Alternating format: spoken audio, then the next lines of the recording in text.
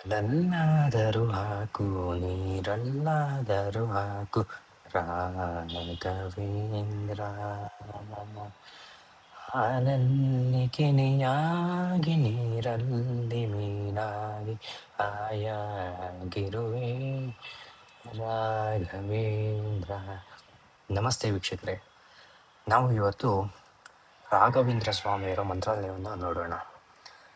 ನಾವು ಇದ್ದಕ್ಕಿದ್ದಂತೆ ಶುಕ್ರವಾರ ಮಧ್ಯಾಹ್ನ ಏನೋ ರಾಯರನ್ನು ನೋಡಬೇಕು ಅಂತ ಅನಿಸ್ತು. ಆಗ ತಕ್ಷಣವೇ ಬಸ್ಸನ್ನು ಬುಕ್ ಮಾಡಿ ಸಂಜೆ ರಾತ್ರಿಯೇ ಹೊರಟೆ ಬೆಳಗಿನ ಜಾವ 5:30ಗೆ ಅಲ್ಲಿ ಹೋಗಿ ಆನಂತರ ರಾಯರನ್ನು ನೋಡೋಣ ಅಂತ ಅಲ್ಲಿನ ನದಿಯಲ್ಲಿ ಮಿಂದು ನಂತರ ಬಂದು ನೋಡಿದರೆ ಹಬ್ಬಬ್ಬ ಎಷ್ಟು ಜನಸಾಗರ, ಎಷ್ಟೊಂದು ಜನ ರಾಯರನ್ನು ನೋಡೋದಕ್ಕೆ. ಇಂದು ರಂಜಾನ್ ಹಬ್ಬ, ಮುಸ್ಲಿಮರ ಹಬ್ಬ. ಅದೊಂದು ಗೌರ್ಮೆಂಟ್ ರಜಾ ಮತ್ತೆ ಶನಿವಾರ ಬೇರೆ. ಈ ಸಾಮಾನ್ಯವಾಗಿ ಈ ರಜೆ ದಿನಗಳಲ್ಲಂತೂ ಯಾವ ಒಂದು ದೇವಸ್ಥಾನಗಳಲ್ಲಾಗ್ಲಿ ಯಾವುದೇ ಟೂರಿಸ್ಟ್ ಜಾಗಗಳಾಗ್ಲಿ ಹೋಗ್ಬಾರ್ದು. ಅಂಥದ್ರಲ್ಲೂ ನಾನು ರಾಯರನ್ನ ನೋಡ್ಬೇಕು ಅಂತ ಎಲ್ಲೂ ಒಂದು ಮನಸ್ಸಿತ್ತು. ಹಾಗಾಗಿ ರಾಯರನ್ನ ನೋಡೋದಕ್ಕೆ ಹೊರಟೆ. ಜನ ಇದ್ರೂ ಪರವಾಗಿಲ್ಲ ಅಂತ. ಹಾಗೆ ನೀವು ನೋಡ್ತಾ ಇದ್ದೀರಾ ಈ ವಿಡಿಯೋದಲ್ಲಿ ಎಷ್ಟು ಜನಸಾಗರವೇ ಇದೆ. ನಾನು ಸರಿಸುಮಾರು 7 ಗಂಟೆಗೆ ನಾನು ಕ್ಯೂ ಅಲ್ಲಿ ನಿಂತೆ.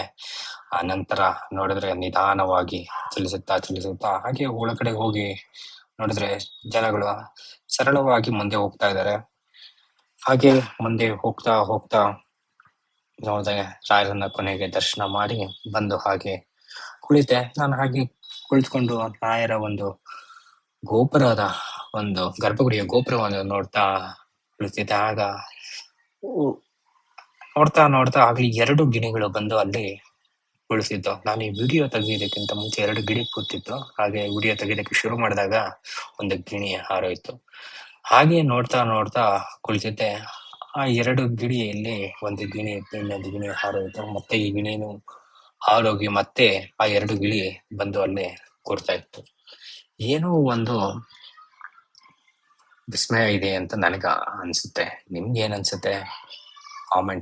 ಕಾಮೆಂಟ್ ಮಾಡಿ ನೋಡೋಣ. ನೋಡಿ, ಇದೆಲ್ಲ ಬಂದು ಅಲ್ಲೇ ರಾಯರ ಸನ್ನಿಧಿಯಲ್ಲಿ ಇಟ್ಟಿರತಕ್ಕಂತ ಒಂದು ರಾಯರ ಒಂದು ಪ್ರತಿಬಿಂಬಗಳು ಹಾಗೂ ಅಲ್ಲಿ ಉತ್ಸವಗಳಲ್ಲಾಗಲಿ ಉಪಯೋಗಿಸುವಂತಹ ಒಂದು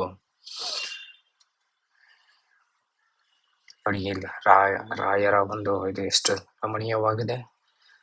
ಅನಂತರ ನಾನು ರಾಯರ ದರ್ಶನ ಮಾಡಿ ಸರಿಸುಮಾರು ಒಂದು 11 ಗಂಟೆಗೆ ನಾನಲ್ಲಿ ರಾಯರ ಒಂದು ಪ್ರಸಾದವನ್ನ ಸ್ವೀಕರಿಸಿ ಒಂದು 12 ಗಂಟೆಗೆ ಅಲ್ಲೇ ಆಟೋವನ್ನ ಏರಿ ಶೇರ್ಡ್ ಆಟೋವನ್ನ ತಗೊಂಡು ಅವರು 150 ರೂಪಾಯಿ ತಗೊಂಡ್ರು. 150 ರೂಪಾಯಿ ತಗೊಂಡು ಅಲ್ಲಿ 5 ದೇವಾಲಯಗಳನ್ನ ತೋರಿಸ್ತೀನಿ ಅಂದ್ರು. ನೋಡಿ, ಮೊದಲನೇದಾಗಿ ನಾವಿಲ್ಲಿ ನೋಡ್ತಾ ಇರೋದು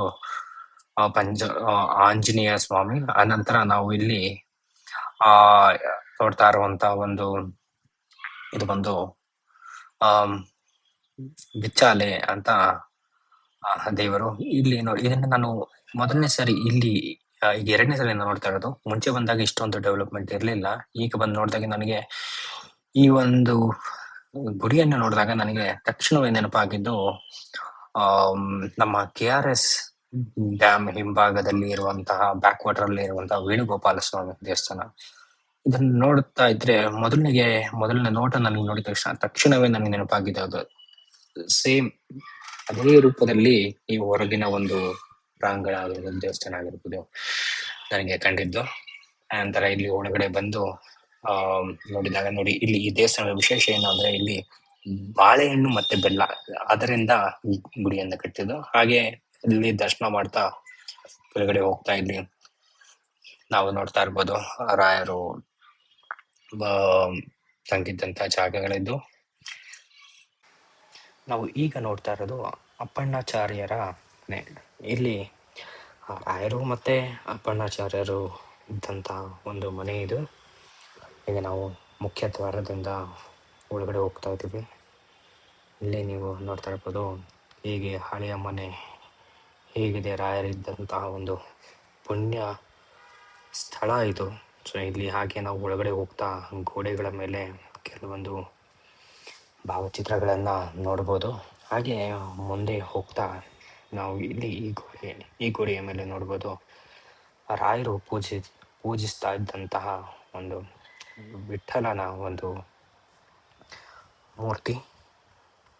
ಅನಂತರ ಹಾಗೆ ಮುಂದೆ ಹೋಗ್ತಾ ನಾವಿಲ್ಲಿ ನೋಡ್ಬೋದು ರಾಯರು ಕೃಷ್ಣ ಸರ್ಪ ಅನ್ನ ಪೂಜೆ ಮಾಡ್ತಾ ಇದ್ದಂಥ ಒಂದು ಜಾಗ. ಸೊ ಇಲ್ಲಿ ನೀವು ಈಗ ನೋಡ್ಬೋದು ರಾಯರು ಪೂಜೆ ಮಾಡ್ತಾ ಇದ್ದಂತಹ ಕೃಷ್ಣ ಸರ್ಪ, ಅದನ್ನು ನೀವು ಈಗ ನೋಡ್ತಾ ಇದ್ದೀರಾ.